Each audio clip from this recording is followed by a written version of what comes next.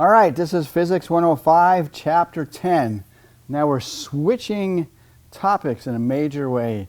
This chapter is about energy and work. So here's the objectives. We want to learn about what's called the basic energy model and understand the ideas of energy transfers and transformations. You want to really be careful with these words because they have completely different meanings. Understand the forms of energy that are important in mechanical motion, including thermal energy. Understand work in terms of energy transfer to a system, and we'll learn how to calculate work done by a force. We're going to learn another conservation law, conservation of energy. And this allows us to solve a lot of problems in much less time than we would use by using kinematics or forces. We're going to use the concepts of momentum and energy conservation to solve collision problems, and we'll learn about power. All right, first let's talk about the energy principle. What is energy? So I always ask this to the students, what is energy? And people say, well, it's the ability to do work, or something like that. And then my response is, gee, that's kind of vague. Can't you give me a better definition of energy than the ability to do work? And students think, and basically nobody can come up with a better definition. Well, why is it? Why is it so hard to define energy? Well, it's because we don't really know what it is. I mean, let's be honest, right? We can calculate it. We know there's different forms of energy. We can use it to do all sorts of wonderful things, but we don't exactly understand what it is. Oh well. So, I'm going to show you some slides, and let's just talk about the different types of energy. And when you look at one slide, we're just going to talk about the most obvious form of energy, because often these slides will have more than one type of energy. Okay, so here we have a rocket that's moving. It's moving. So that's kinetic energy. Kinetic means moving. So if something is moving, it has kinetic energy. All right, so let's just say it's not moving. It's at the top of this roller coaster track, but it has energy, right? Because as soon as it starts moving, it's going to go faster and faster. And so that has gravitational potential energy. Gravitational potential energy has to do with the change in position. Okay, here's a mouse trap, and you set it. So if the mouse hits that, bang. So what kind of energy does that? It's elastic. It's potential energy, though, right? It's not going to flip unless the mouse hits this thing. So potential energy, just like here, I mean, if this thing is at 0, there's no potential energy, right? It has to be some height. Here we have something getting hot. So we talk about thermal energy related with temperature. All right, so when you drew a force diagram in the past, what was the first thing you had to figure out? The object. And that was usually pretty simple, except for when you came to the torque problems. That was a little bit more difficult. But anyway, you had to figure out what the object, what's the object. Now, energy is different. When you talk about energy, you have to talk about the energy of a system, okay? So you have to figure out what the system of interest is. It's usually easy. And everything outside the system of interest is the environment. Okay. Now, here's this word, transform. Within the system, energy can be transformed from one form into another. So, for example, here, this marker has gravitational potential energy, that's all. But if I drop it, the gravitational potential energy is transformed into kinetic energy. So within it, that's the important thing, all right? Within a system, energy can be transformed. All right, let's see. here's a formula we're going to use all the time, so I'm just going to give it to you. This is the gravitational potential energy. It's mgh. So mg is the weight, h is the height. So, you know, this has gravitational potential energy, right? The mass times g times the height. Okay, if we're saying that the ground is 0, the gravitational potential energy is 0 because h is 0.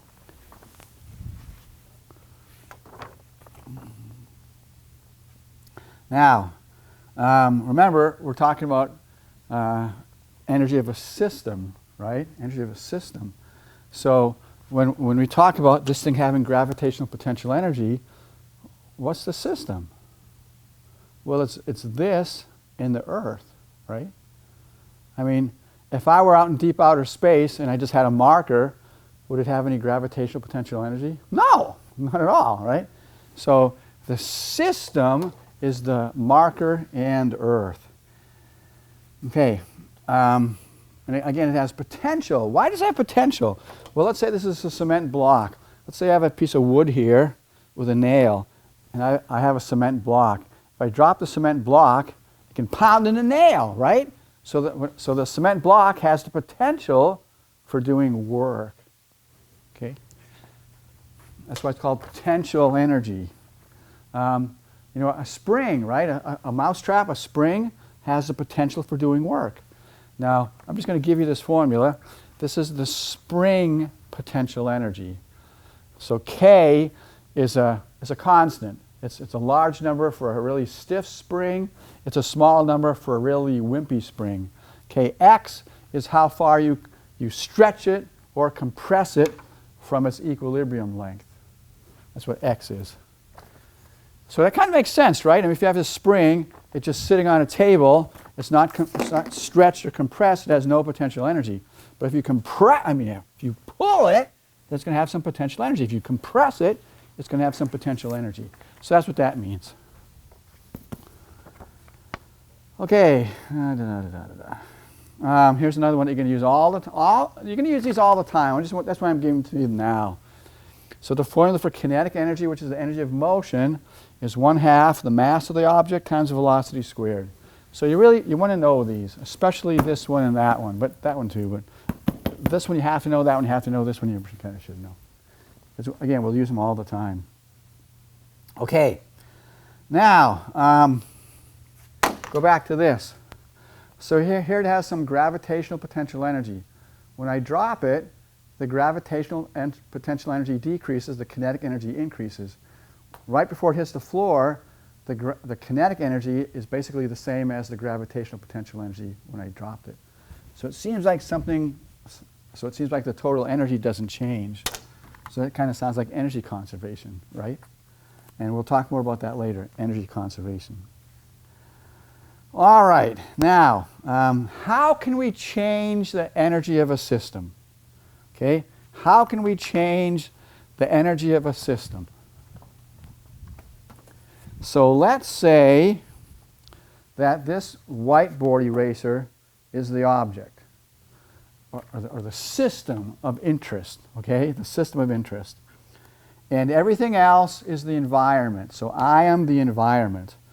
So here's the question: how can the environment change the energy of that system of interest? Well, it's pretty obvious, right? Okay. So all I had to do is I just had to apply a force to it. So when I apply a force to it, what does that mean? It means I did work. I performed work. And we'll talk more about that later, okay? So I performed work on that system, so I changed its energy. So there, you know, I increased the energy, right? So think about it. If the environment can increase the energy of a system, do you think it can decrease it as well? Well, probably. So have you ever ridden your bike up the Dole Hill, up to the Dole Plantation from Haleiwa? Well, you should do it someday.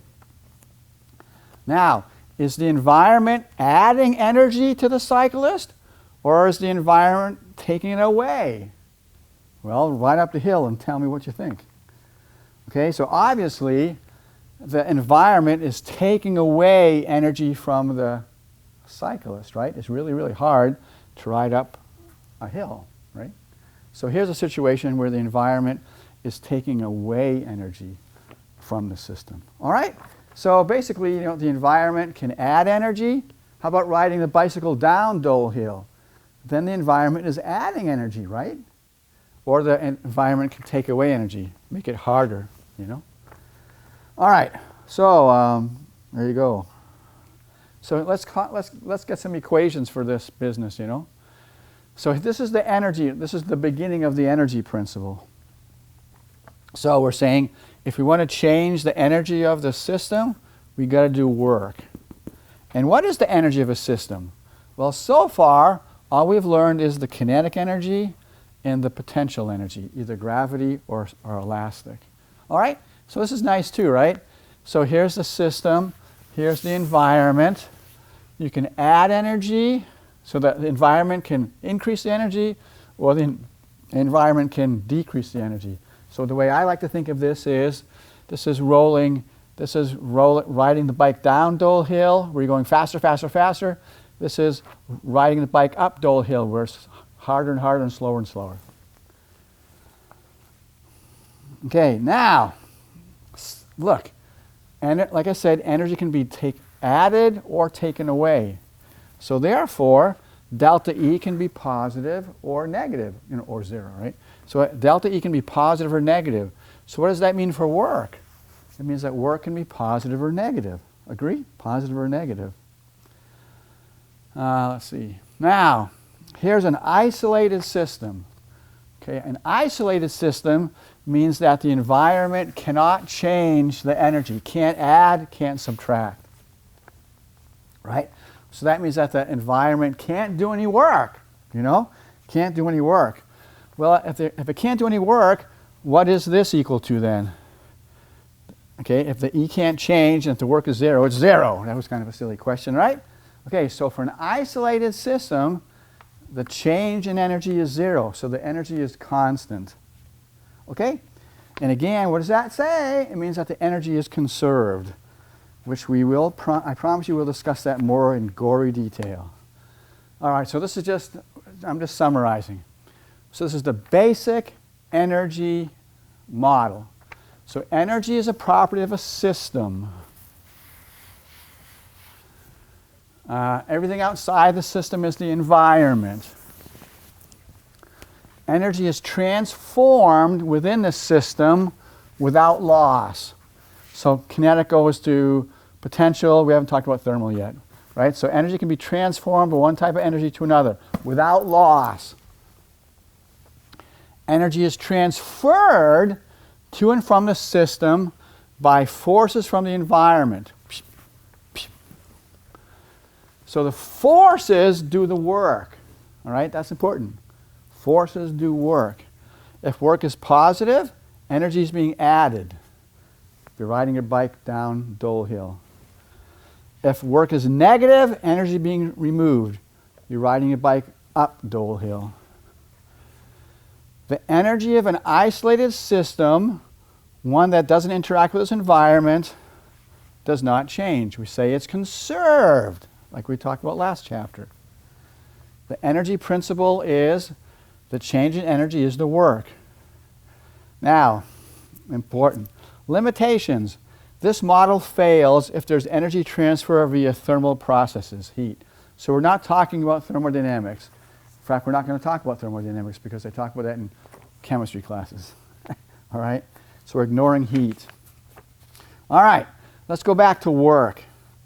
So, you know, work can be positive, it can be negative, and by supposition, it can be zero.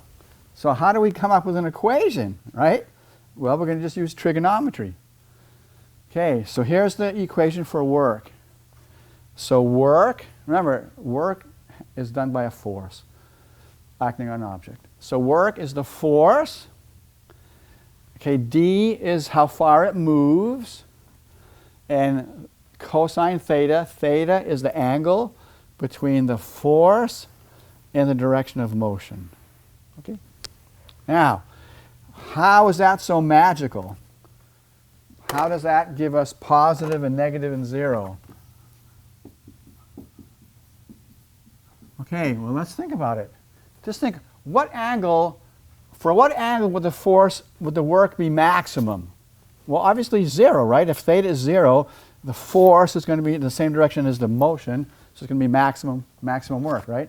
So maximum work occurs where theta is 0. Now, what's cosine of 0? 1. So therefore, the work is just the force times the distance. Okay? Let's say that the force is perpendicular. All right? Like this. Let's do an easy example of that. Okay, so I'm moving my cell phone along this tabletop. Now there's a gravitational force perpendicular to the direction of motion, right? Is the gravitational force making it go faster, slower? No! It has nothing to do with it, right?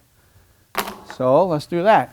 So 0 work occurs when theta is 90 degrees. Well, why is that? Because what's cosine of 90? 0, right? Right? So work is 0, right? Yeah, I should say that. So cosine of 0 equals 1. Cosine of 90 equals 0. All right, now let's do the other one. So what if something is moving that way, but the force is that way, like friction? What's the angle then?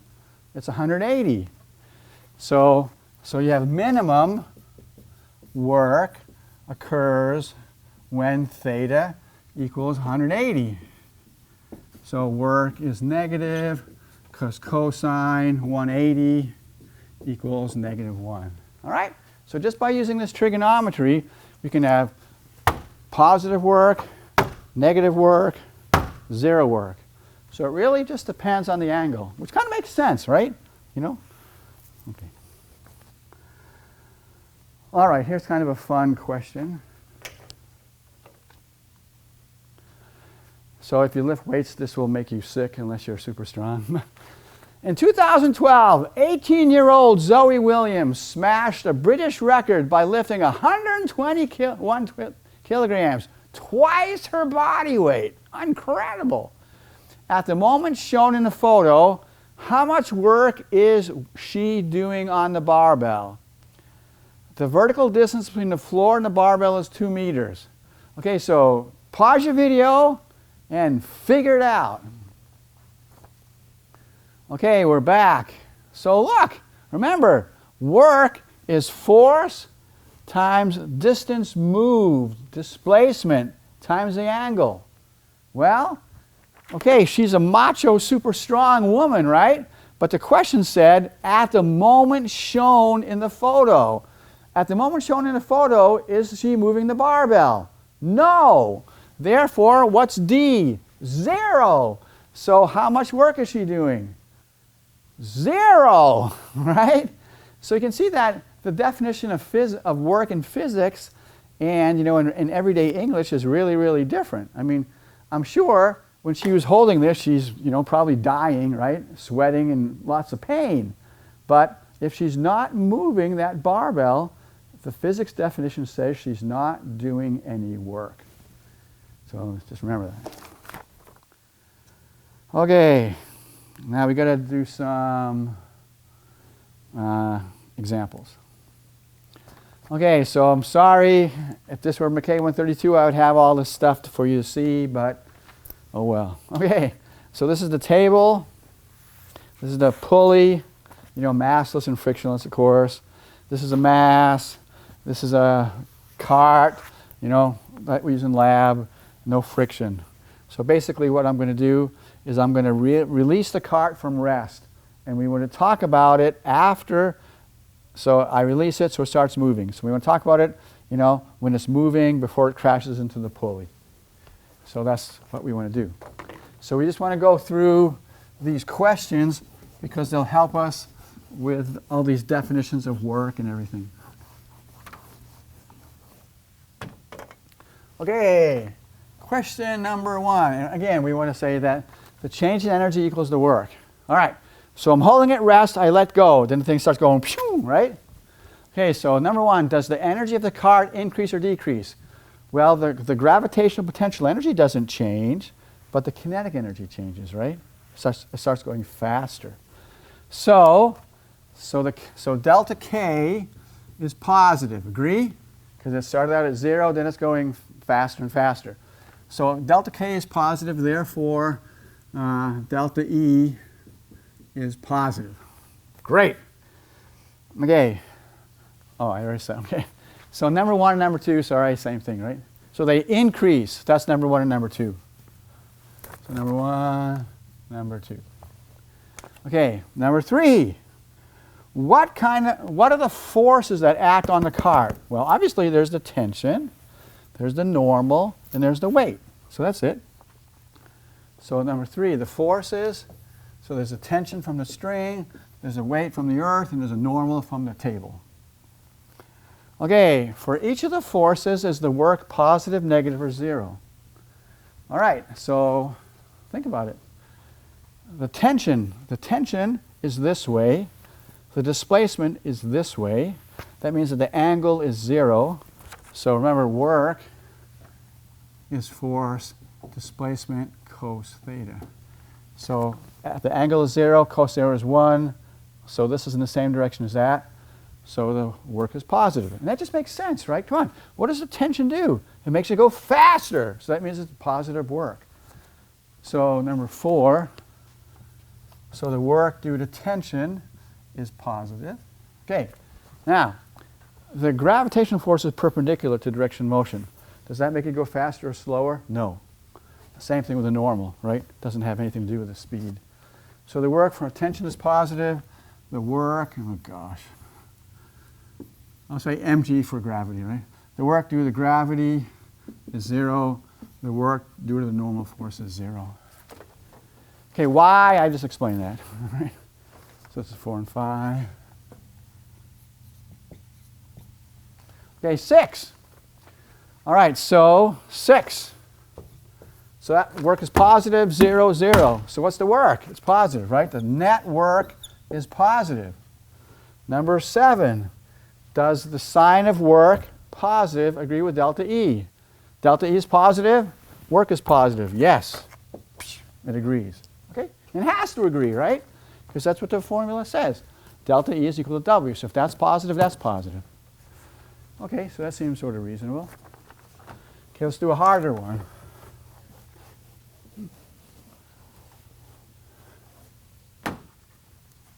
Okay, now what we want to do is this. Okay, so now what I'm doing, I push the cart, right? I push it this way. Okay, I push it this way. And what we want to concern ourselves with is, all I want to look at it is, I push it and I let go. So I want to look at it right before it stops, right? It's going to stop, right? I push it, it's going to slow down, stop, then turn around, right? All I care about is after I release it, before it stops, okay? So after I release it, before it stops. So number 1, does the energy of the cart increase, decrease, or whatever? So it's slowing down, right? So the energy, the kinetic energy decreases. The potential energy remains the same. So K, so all right, here, let's do this. Delta K is less than 0. Delta U equals 0. So therefore, delta E is less than 0. Yeah, that's good. I like it.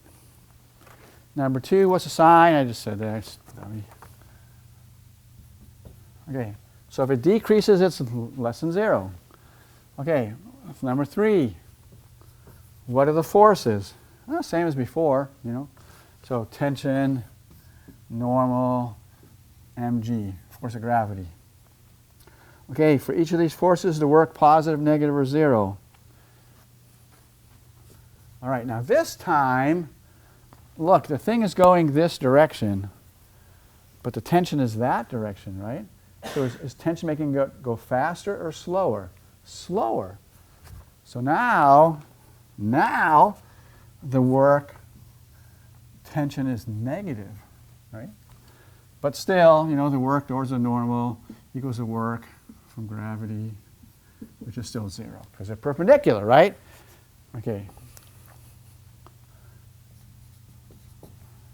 All right, so tension is making it go slower. The other guys are perpendicular, have no effect whatsoever. Or, you can just do the math. Let's just do the math. So for these two, the angle between the force and the displacement is 90, right? Theta is 90 for each of these, and cosine I is 0. What's the angle for here, for the tension? Well, it's going in this direction, but the tension is that direction, so the angle is 180, right? So the angle here is 180 degrees. What's cos of 180? Cos 180 equals -1, right? Negative.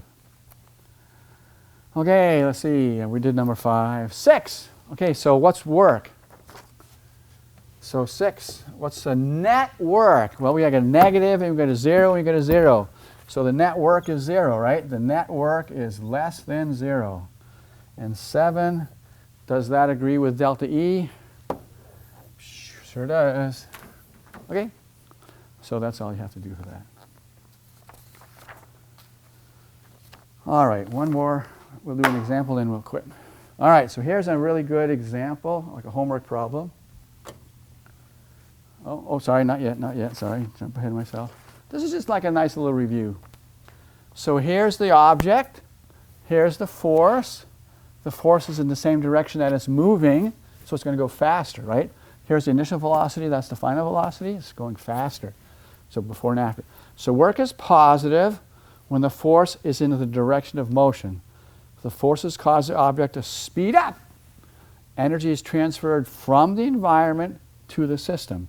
The system's energy increases. So I always look at this as saying that if the work is positive, it helps, meaning it makes you go faster. Think of riding a bike down a hill. On the other hand, here's the before, right? The velocity is this way, but then the force is opposite. So there's the final velocity, it's less, so the thing is slowed down. Work is negative when the force is opposite to the direction of motion. The force causes the object to slow down. Energy is transferred from the system to the environment. Different, right? The system's energy decreases. So I say it hurts.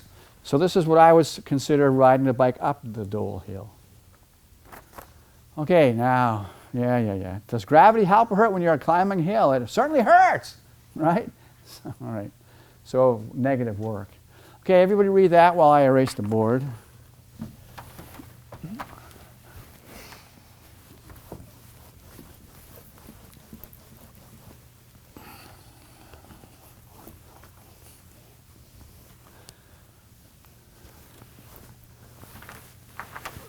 Okay, here we go. You see a car rolling slowly across a level surface, heading toward a group of kids. The doors are locked, so it can't get inside to use the brakes. Instead, you run to the front of the car and you push with a constant force on the hood at an angle of whatever, below the horizontal. How hard must you push to stop the car in a distance of 2 meters? Now, how in the world are you going to solve that? So this is kind of like the thought process you want to go through. They give you a force. They give you a distance, right? There's also an initial velocity and a final velocity. So by now, whenever you see the word velocity, what you should be thinking in your head is kinetic energy, 1/2 mv squared, all right? So this problem, there's an initial velocity of whatever it is, 1 meter per second, and there's a final velocity, right? So there's a change in velocity. So there's a change in kinetic energy. There's also a force, an angle, and a displacement. Well, what has a force, an angle, and a displacement? Work, right? Work. So there's a change in kinetic energy. In other words, there's a change in energy, because the potential energy doesn't change. It's on a level road. So there's a change in energy, and there's a work. So that's why this is what you should do. You should go use this relationship. The change in energy equals the work.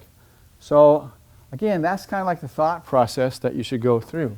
When you're reading the question, you should just kind of say, yeah, velocity, kinetic energy, yeah, velocity, initial, final, force, theta, distance, work. You kind of have to start going through that.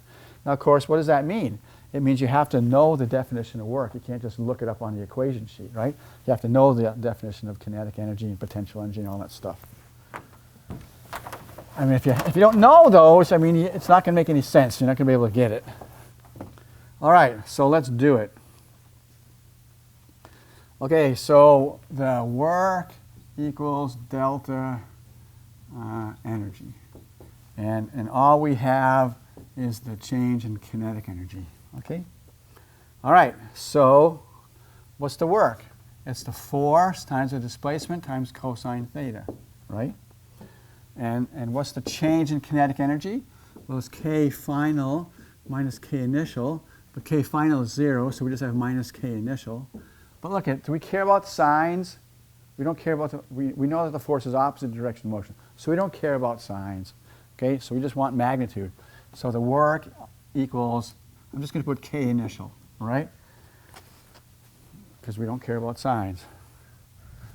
Okay, all right, now what's K initial? 1/2 mv initial squared. All right, so there you go.